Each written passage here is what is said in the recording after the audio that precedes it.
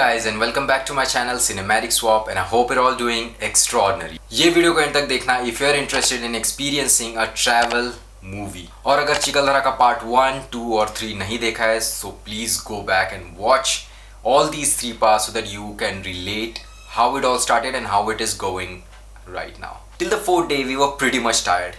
इतना ट्रैक करने के बाद में we hardly had any energy left with us for another trek for Kalal Kund and Bakadari, which are even more difficult. So this time we wandered off to some nearby places. First was Gavilgarh Fort, which was unfortunately closed at that time. Then we headed towards Devi Point and then to an ATV or all-terrain vehicle shop which was close by some windmills on the outskirts of Chikhaldara. This made a perfect location for a movie shoot.